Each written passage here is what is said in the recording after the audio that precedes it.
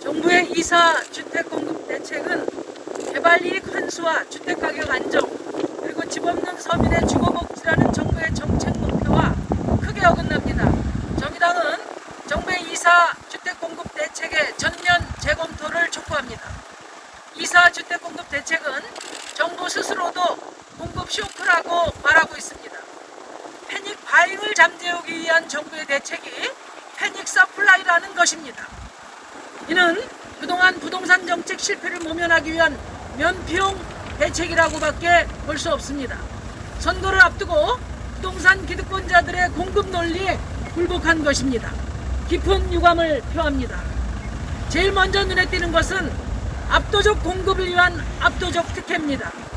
공공 재건축의 경우 재건축 초과이익 환수제를 면제해주고 2년 실거주를 하지 않아도 우선 공급권을 주며 또 현재의 기대 수익보다 더 많은 재건축 이익을 정부가 보장하겠다는 파격적인 보증서까지 내밀었습니다. 사업은 공공이 하고 투기이익은 토지주와 건설사 그리고 일부 로또 분양 수혜자에게 돌아가는 이런 사업을 공공사업이라고 합니까? 그렇다면 그것은 누구를 위한 공공사업입니까? 또 정부는 공급 물량의 80%까지는 민간 분양을 하겠다고 합니다. 반면에 83만호 가운데 공공임대주택은 몇 호나 되는지 구체적으로 밝히지 않고 있습니다. 용적률 상향을 통한 물량의 일부를 환수해서 공공주택으로 공급하겠다고 합니다. 그러나 투기이익을 철저히 보장해 주고도 확보할 수 있는 공공주택이 과연 몇 호나 되겠습니까? 또 시세보다 저렴한 가격을 공급하겠다고 합니다.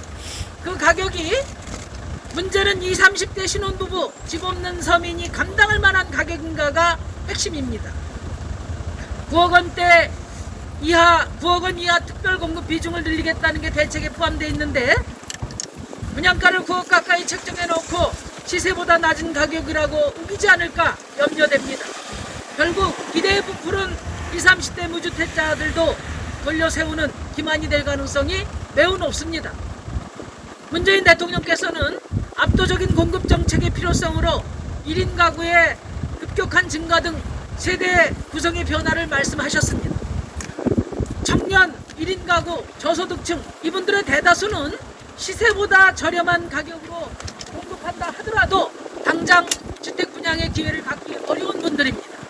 그런데 정작 이분들을 위한 질 좋은 공공임대주택은 이번 대책에서 뒷전으로 크게 밀려 있습니다. 우리나라는 실질적인 공공임대주택 비율이 5%로 아직 OECD 평균 8%에도 현격히 미치지 못하고 있습니다. 지금 대한민국에서 주거복지를 위해 진짜 쇼크가 필요하다면 그것은 바로 공공임대주택 확충 쇼크일 것입니다. 더 이상 공공택지를 조성해서 민간에게 투기적 이익을 몰아주는 일이 계속되어서는 안 됩니다.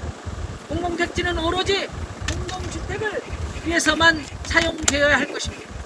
정부가 지금 해야 될 일은 집 없는 서민들을 위한 양질의 장기 공공임대주택을 2배로 확충하고 토지임대부, 판매 조건부 주택 같은 반의 반값 공동주택을 확충하는 것입니다. 또 주거급여 2배로, 최저주거 기준 상향 2배로 늘리는 등 종합적인 주거복지 대책을 서둘러 내놓기 바랍니다. 다시 한번 말씀드리지만 이번 이사 공급 대책의 승자는 집 없는 서민도 내 집 마련의 꿈에 부풀어 있는 20, 30세 신혼부부, 청년도 아닐 것입니다. 재건축 아파트와 재개발에 지분을 가진 사람들, 특히 온갖 세제 혜택을 누리고 이미 길목을 점유하고 있는 임대사업자들이 될 가능성이 매우 높습니다.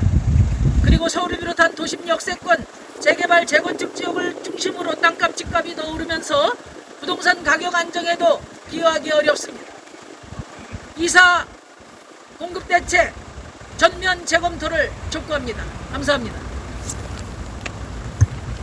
네, 발언 끝나면 같이